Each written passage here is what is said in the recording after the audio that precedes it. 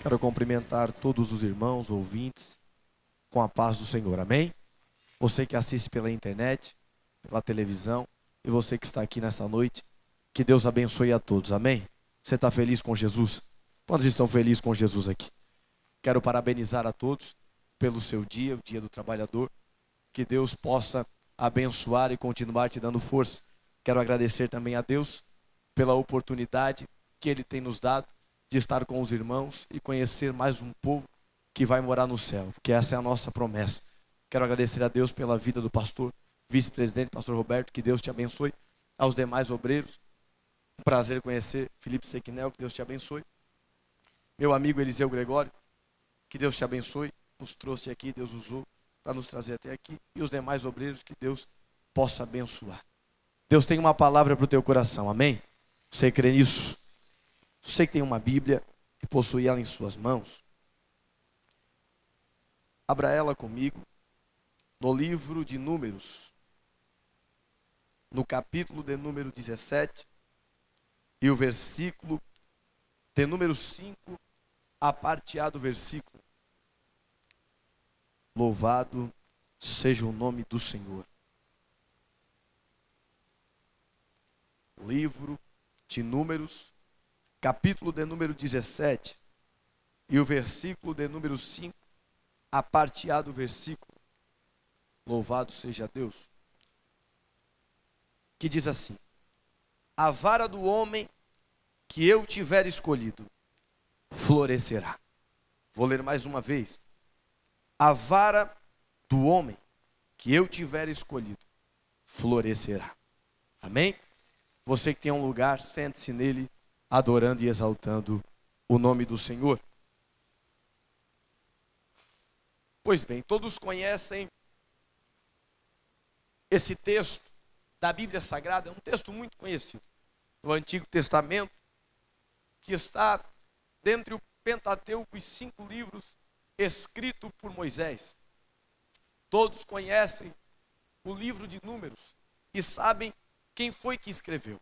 E também conhecem o capítulo 17. E conhecem a história do capítulo do número 17 deste livro.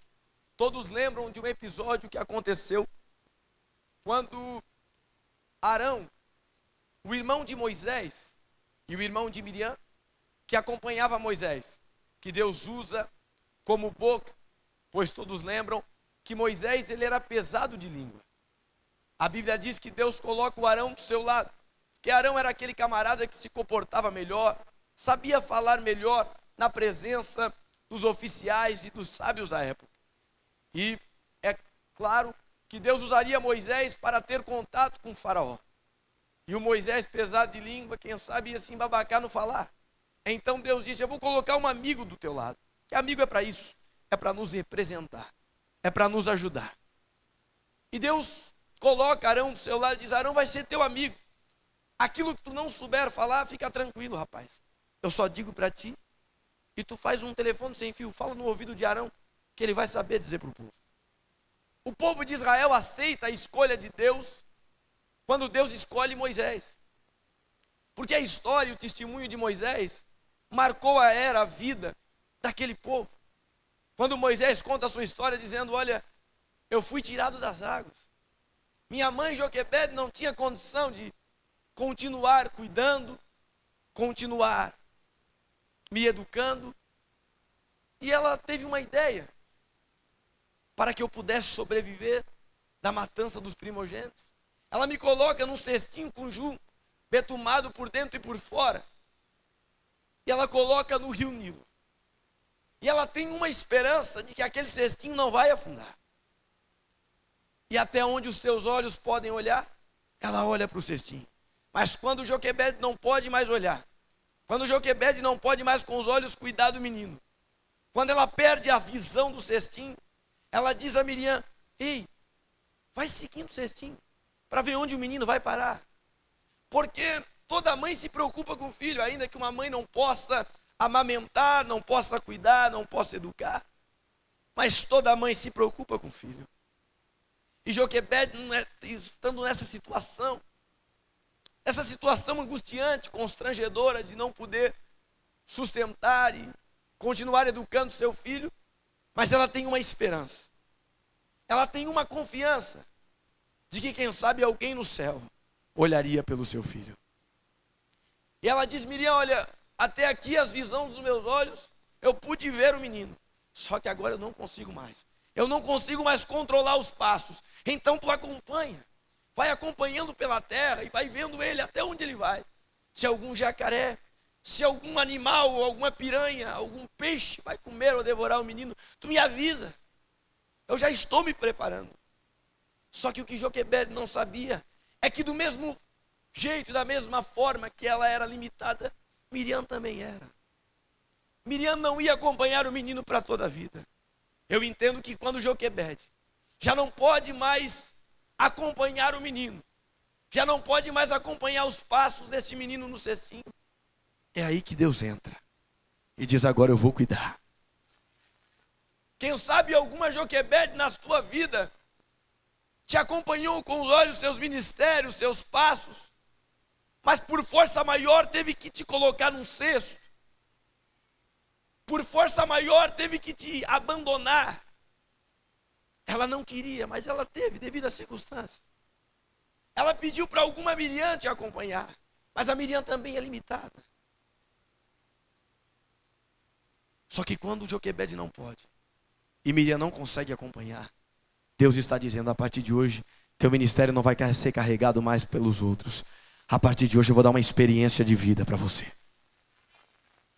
Deus está dizendo: a partir de hoje, tu não vai andar mais no testemunho de Elias, tu não vai andar mais atrás do casaco de Moisés. A partir de hoje, tu vai ter uma experiência nova na tua vida. Se Joquebede não pode te acompanhar, se Joquebede não pode te cuidar, mas eu estou do teu lado, eu não te abandono, eu não te deixo, eu não te largo, e muitos vão ver aquilo que eu vou fazer com você. Se você acredita nisso, levanta a sua mão para o céu, e você pela internet receba esta palavra. Enquanto Joquebede puder te olhar, ela vai, mas quando ela não conseguir, Deus está dizendo: eu assumo o controle, eu assumo o compromisso, eu assumo a situação.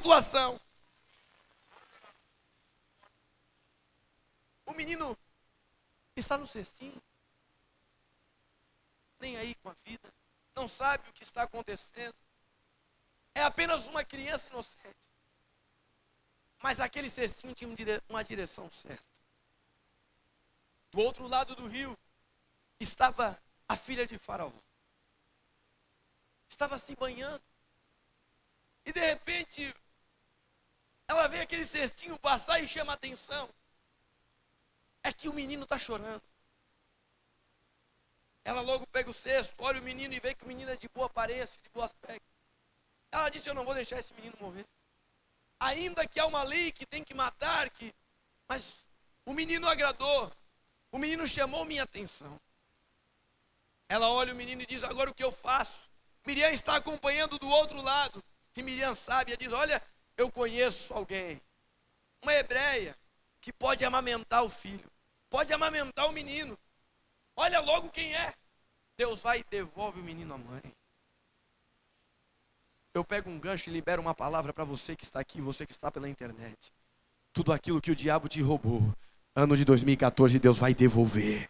O menino vai voltar para você. Ainda que a situação te levou ao fracasso, à decepção, ao frustramento, e o diabo está do outro lado te acusando, dizendo: ei, você não vai se levantar mais, Davi, acabou para você. Você matou o amigo, você pecou com a mulher do amigo. Ei, o primeiro filho Deus já matou, o segundo também vai matar. Mas Deus está dizendo: olha, o primeiro eu até matei, mas o Salomão é diferente. Quando o menino nascer, eu vou parar para ver ele nascer, e eu vou restituir, Davi, tudo aquilo que tu não conseguiu, tudo aquilo que o diabo te levou, Salomão vai devolver. Deus está dizendo: ainda que as circunstâncias te levaram ao fracasso, à queda, Deus está dizendo: a glória da última casa, a glória da última casa será maior que a da primeira. Você que acredita nesta palavra, pega ela e receba em nome de Jesus.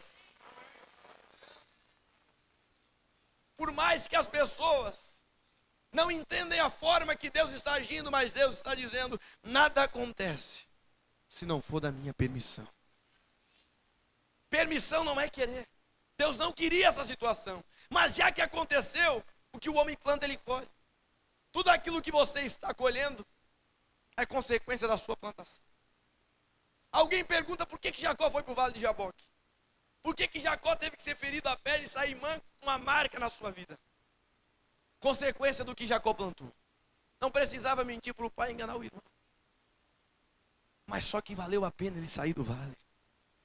Valeu a pena ele ser ferido pelo anjo. Valeu a pena ele passar aquela noite no vale e lutar com Deus. Porque quando ele saiu de lá, ele não saiu Jacó, mas ele saiu Israel, aquele que lutou com Deus e não desistiu. Ainda que as circunstâncias fizeram você chegar aqui nessa noite sem força para clamar, sem força para dizer Deus eu te amo, mas Deus está dizendo, ei, continua gemendo, continua só gemendo, ainda que você não tenha palavras, porque quando você sair do vale, vão te chamar de Israel, de você vai sair uma descendência, e a tua história não vai acabar aqui.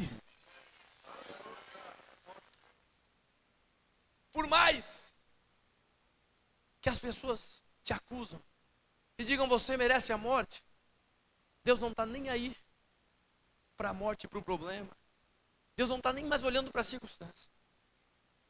O perdão de Deus te alcançou esta noite. O engraçado da história de Davi, que eu ficava me perguntando para Deus, é o seguinte: por que o primeiro filho do pecado morre e o segundo não morre? Eu dizia para Deus, Senhor, o primeiro filho que nasceu de Davi e Betseba quando Urias morreu, o menino morreu. Davi só sabia chorar. Por que quando Salomão nasceu, tudo permaneceu que ele continuasse vivo? E Deus falou comigo. Eu estava tão irado. Eu estava tão triste pelo pecado de Davi, que eu nem parei para ver o menino nascer. Você sabe o nome do filho de Davi? A Bíblia não menciona, porque Davi nem colocou o nome no menino. Davi só sabia chorar. Davi não sabia o que fazer, devido à situação, o peso do pecado, a consequência do adultério. Quando o segundo nasce, ele coloca um nome. Ele chama o menino de Salomão. Meu irmão, quando o menino Salomão nasceu, aí Deus me fez entender uma coisa. Deus parou para ver o menino nascer. E a Bíblia diz que quando Deus olhou para o menino, a Bíblia diz assim, ó, e Deus o amou. Você está entendendo? Deus o amou. Deus não estava nem aí para o pecado de Davi e Betseba. Deus não estava nem aí pela situação. Deus não estava nem aí pela consequência. Mas quando Deus olhou para o menino, foi amor à primeira vista. Deus está dizendo para você esta noite, você que assiste a internet, você que está aqui presente, Deus está liberando uma palavra para você. E embora o teu pecado tenha gerado um montão de confusão, eu não estou nem aí para confusão. Salomão nasceu, foi gerado, ele está vivo e eu o amei. Deus está dizendo o que manda, meu irmão. Não é o pecado, não é a consequência, é o fruto. Ainda que todos digam acabou, não tem mais jeito, Deus o abandonou, o rejeitou, Davi vai viver frustrado para o resto da vida, vai morrer rejeitado. Deus está dizendo não, Salomão nasceu, eu vou parar para ver o menino nascer, e este menino vai ser diferente. Deus o amou. O amor de Deus supera qualquer circunstância. O amor de Deus passa qualquer limite. Quando Deus quer te abençoar, não tem nada no mundo que impeça a bênção de Deus na tua vida. Moisés agora já não está mais no olhar de Joquebede, mas está no olhar de Deus. O menino volta, é amamentado. O menino cresce. Cresce como um príncipe. Aprende a lei judaica. O menino é inteligente. Mas Deus começa a colocar situações na vida do menino. Um dia, Moisés vê um egípcio matar um hebreu. E aquilo faz com que o seu coração sinta tristeza. Porque morreu um irmão. Morreu alguém dentre o seu povo. E é sangue. Moisés se vinga, mata o egípcio, enterra na areia. O camarada foge para Midian, com medo da consequência da sua ação, porque toda ação tem uma reação. Moisés tem medo do que pode acontecer. que pode Faraó fazer quando souber do seu ato? Lá em Midian, ele conhece uma moça